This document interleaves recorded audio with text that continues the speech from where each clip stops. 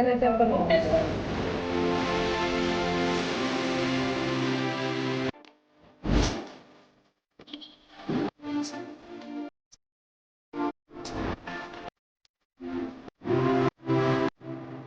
Lavatory, shower, and board. So ito, alas nasa 2 inches to. Kaya dali na lang kung ginawa ko. Alos 15 cm sa flooring. Kung tumindi din. Okay lang yun. Lagamit. Mga standard height po kasi ng shower head dapat.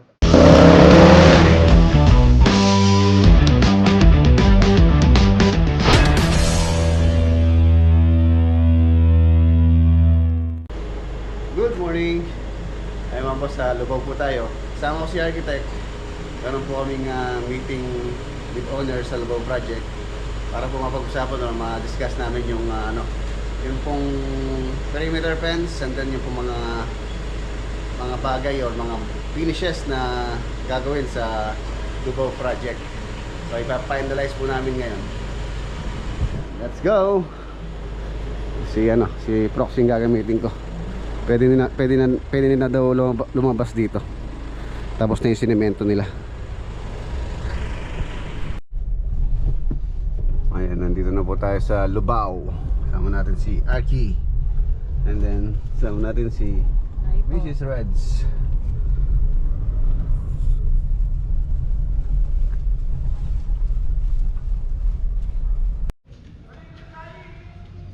Ayan mga boss, bukas mag-install na po ng mga bintana si Artem.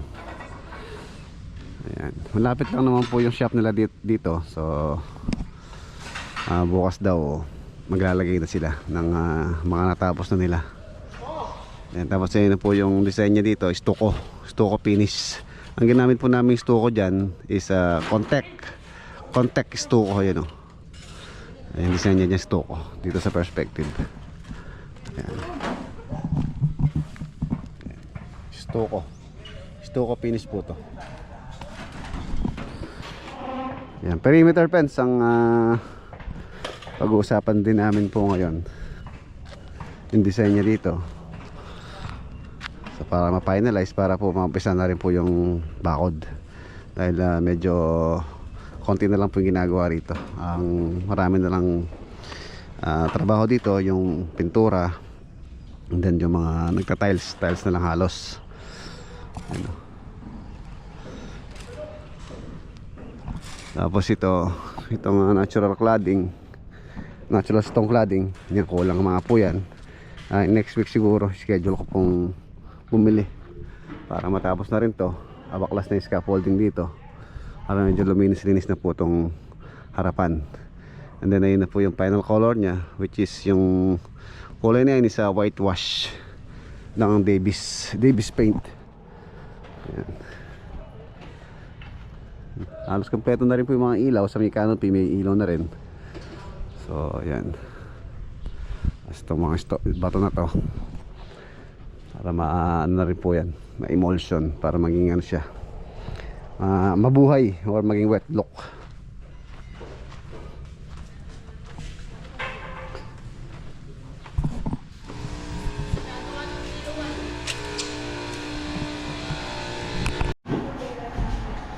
Yun no, ang bigat 2.4 by 90 cm po yan, pang kwarto lang.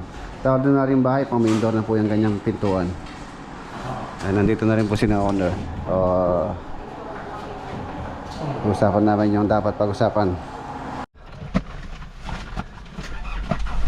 Ayan na, nagyaya po silang mag-lunch dito sa may Apag Marangle sa Guagua. Doon po kami mag-usap-usap.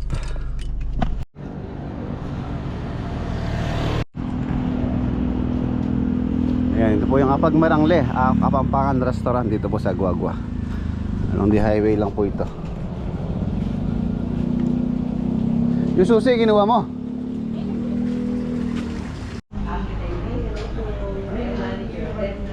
Ano yung tetra? Yan, kaya lang mawabra yan.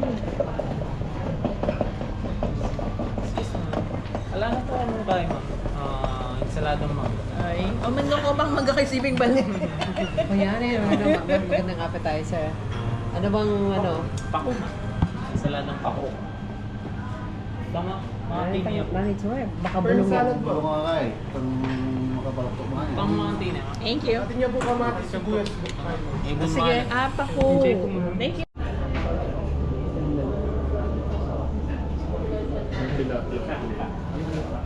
Ganda oh. Alos kasi ang laki ng tangke ko to sa bahay. Neon Tetra.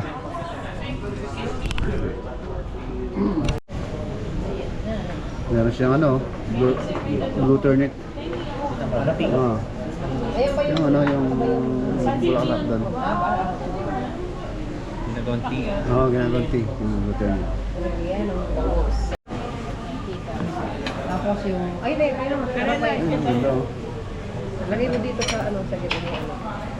Hindi pa dito rin.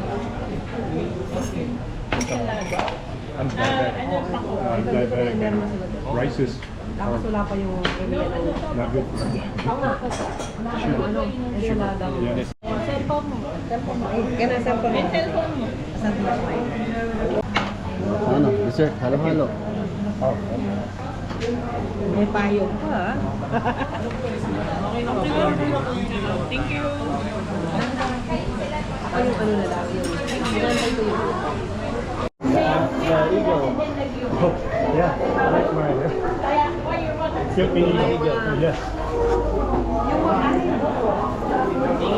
Thank you. Pwede pa lagay kang plastic yun eh. Thank you.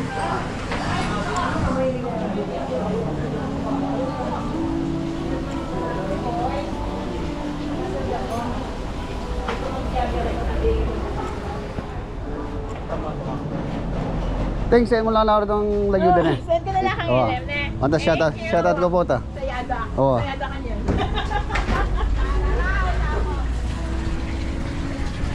Hindi talaga may ating pagkarin mo.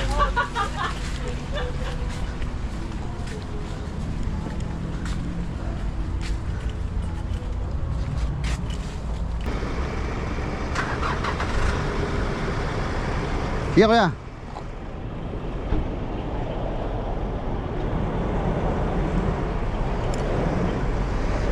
Yes, yeah.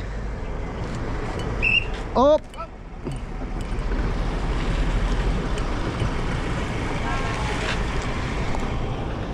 Okay na.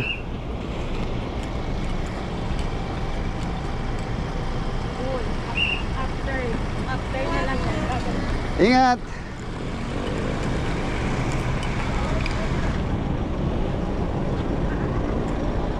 Okay, uwi na tayo.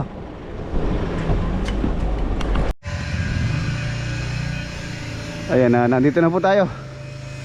Salamat sa lunch kay Kuya Ed, tsaka kay Ate Ellie, tsaka kay Ate Milu. Ayan. Sarap po ng ano, lunch sa ano, sa may Pagmarangle. Ayan, bumili po ako ng PPR pipes para may abang ko na yung water line dun sa mga CR. Ito, mag-aabang muna tayo, maaga pa naman. Water line.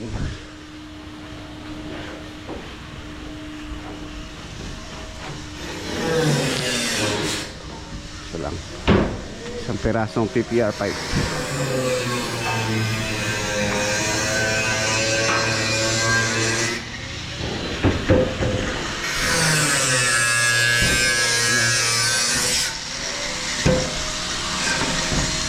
Ano pa yung partition ng CR? Yung kwarto.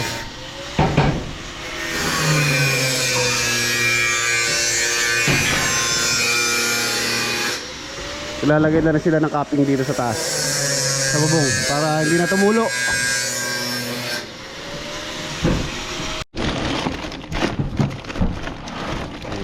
Ito na po yung mga fittings. Layout ko muna. You know, 2x3 ang frame po niya. Mas matibay kaysa sa metal stud.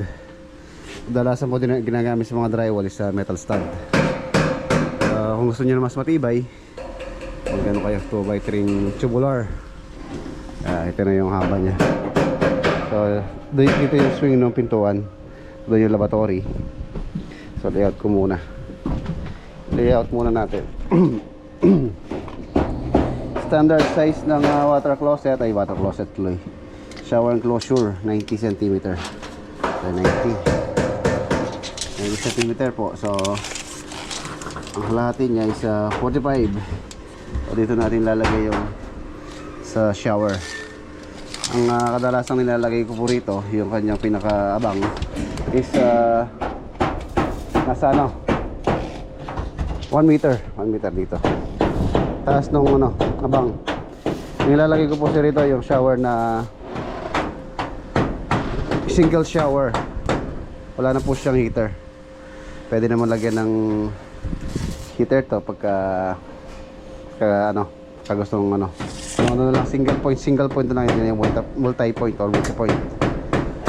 So ikukuha lang dito sa supply and then magkaka heater na naman to. Magagabang lang tayo dito ng power supply para sa heater. So yun, dito po yung abang ng shower, and then 90 ilalagay tayo ng sukalo natin ng 10 cm 10. Tapos 80 ang ng water closet, 80. Ayan, 80 cm. So center 40. Tapos yung abang ng kanyang tubo 30 cm. And dito po yung tubo ng water closet, 3-inch pipe. Pwede po dyan 3 inch or 4 inch. Ayan, dito sentro. Siyempre maglalagay pa tayo ng allowance dun sa dun sa tiles, at least mga 1.5 cm. 1.5 cm. So gagawin natin to ng 31.5 center. Okay. And then syempre floor drain din doon, pero mahuhuli na po yun. Pagdating muna yung water line para po ma-close. Kailangan nakabang na muna yung water line. And then yung ating vanity dito 60 or 2 feet. Ayan, sakto lang po siya sa 2.4 na haba. So sentro natin dito sa 30. Inalagay ko po abang dito nasa 60 cm. Ayan, dito po yung pinaka water supply. Ayan, 60, 2 feet. Sa dalawa dito sa water closet, yung sa bidet, tsaka sa supply ng tangke ng water closet. So back to back lang naman po yan. Tara, buksan na natin.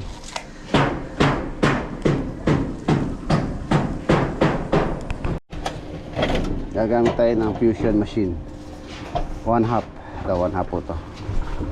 Ito 1 inch. Ito na to.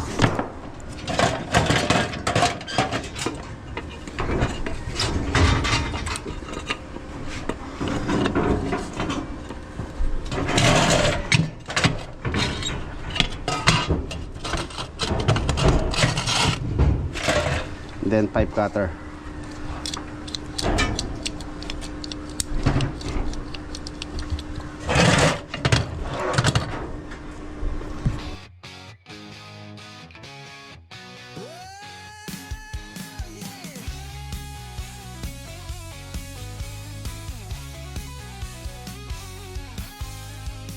Kada araw may simula, may plano sa kamay. Lakad sa seat kahit tirik ang araw, ulan ang sabay. Rexlab Construction, to ang aming daan. Bawat hollow block, bawat bakal may kwento't laman. Hindi lang ito trabaho, to'y pangarap na buo. Kada buhos ng semento may pangakong totoo. Sa bawat pakot martilyo, tibay ng loob ang dala namin dito. Rexblog, kwento ng konstruksyon, puso't pawis, tunay na misyon. Buuin ang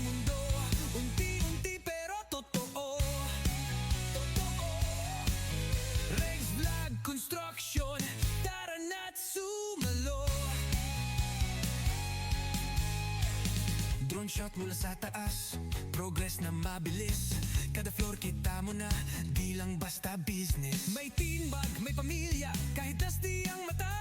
Dito sa vlog na to, damang-dama ang gawa. Blueprint sa papel, pero puso ang batayan. Kaming mga gumagawa sa likod ng kabayan. Walang shortcut sa tibay, diskarte tunay. Sa Rexlag Construction solid, walang sablay. Sa bawat bakod, martilyo, tibay ng loob ang dala namin dito.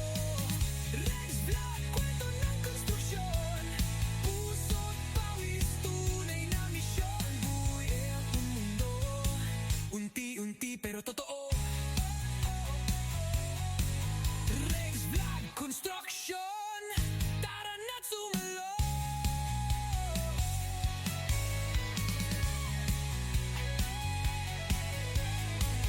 Rexlag Construction, bawat gawa may sazay.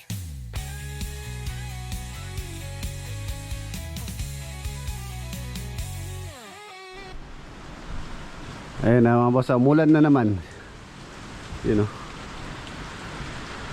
Buti na ilagay na po nila yung ano, yung capping sa taas. So hindi na siya tumutulo. Hindi katulad nung isang araw na wala pa siyang pinakasombrero niya na nakapagano po yan. Tapos pa ganyan. Then, ganyan. Capping ang tawag po doon. Yung kasing gutter na yan, nakadiretso yun. Nakabend lang po siya pa ganyan, pa ganyan. Pa ganyan. Mas lamang po yung dito sa may pader. And then pagkatapos nun, ilalagyan ng capping. Doon sa may pasobra siyang CHB doon sa taas na halos isang CHB. And then tataklob po yung capping doon sa may hollow blocks. Ayan. So wala na po siyang tulo ngayon. Kanina lakas na walang kanina. So ayan, natapos ko na rin itong ano, ito pong abang. Ayan na siya. Ito sa ano, sa lavatory, shower. Medyo ano po siya, bumaba lang siya ng nasa 2 inches. Hindi po kasi pwedeng ilagyan ko ng back to back na T. Lalabas po yung pinaka ano, yung pinaka thread nito. Halos hanggang dito nilalabas sa wall. Yung po kasing partition sa 3 inches lang. So lalagay, yung gagamitin kong pang wall dito is sa 9mm. 9mm na ano na Python board. So ito halos nasa 2 inches to. So ayan, okay lang yun. Ayan o. Pagka kasi ginanin natin, para nilagyan natin ng T na back to back, lalabas po yung thread. Kaya ganyan na lang po yung ginawa ko. Ayan. Ito dito sa kabila, yung isa doon. Tapos dito sa ano, dito sa bidet, tsaka sa water supply ng tangke. So ayun. Ito siya. Taas lang po siya ng ano, ng halos 15 cm sa flooring. So ito nasa 10. Okay lang po yan, may ikot naman yung ano dyan. Yung pong angle bulb. Tapos gagamit lang tayo ng mahabang hose if ever na hindi akasya.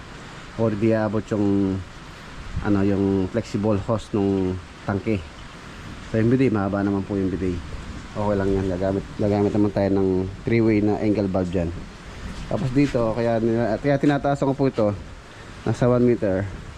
Minsan po kasi yung po nabibiling shower head, medyo ano siya, medyo maiksi yung kanyang pinaka adjustable. So ang standard height po kasi ng shower head dapat at least mga 2 meters po. Pagka po binaba natin siya dito, for example, linigyan lang natin siya ng or nasa 60 cm lang. So yung shower head napakababa po. Halos nasa ulo mo na lang. Kaya po pagka nag-aabang ako ganito, tinataasan ko. Nasa 1 meter hanggang 90, 95 or 90 pwede pa. Ayan. So yun, okay na. Bukas pwede na nilang ano yun to. Pwede na po din nilang lagyan ng partition to. So ikakaltas na lang itong tubo nito. And then welding po dyan sa may C-channel bar. C-channel bar po itong naka-ano na to. Naka-gitna na yan. So ayun. Ito na rin yung hamba. Tapos dito, ayan, baka yung pumbintana rito lalakyan ko na lang. 3 panel ang magiging ano niya. para po maano siya. Sliding din siya na 3 panel. Para po yung halos sa 3 panel, so yung dalawa mabubuksan ng todo. Para malaki yung buka ng bintana, para po yung hangin sa pumapasok sa kwarto. Ayan. Lalakyan ko lang pong bintana rito sa harapan. Ayan. Ayun. Tingnan natin pagka tumila yung ulan. May laban pala kami ngayon, mag-alas 6 na. May laban po kami ng basketball ngayon sa liga. Biyernes po ngayon. Biyernes, Sabado, Linggo po yung laban. Yung pong team ko, o yung mga kakampi ko, meron pong laban ngayon. Tapos tomorrow meron din laban. So pagka tumila yung ulan, sana tumila para matuloy yung laban mamaya.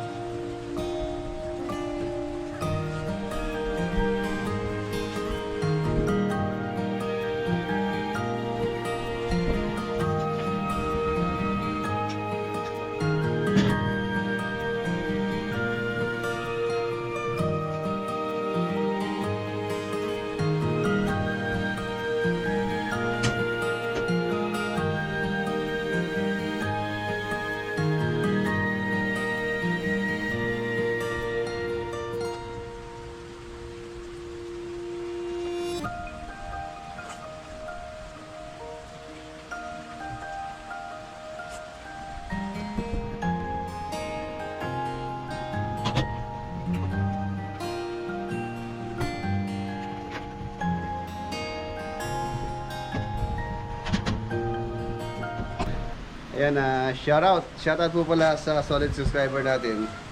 Sila Ate Pe, Tala, Colarin. Ayan, shoutout po ate. Tsaka shoutout din kay Cords, Tala, Makaspak. Ayan, shoutout din kay Apo, Cram, Colarin, Abilia. Ayan, shoutout. Maraming salamat po sa suporta. Tsaka syempre shoutout din kay Ate Milu Tala.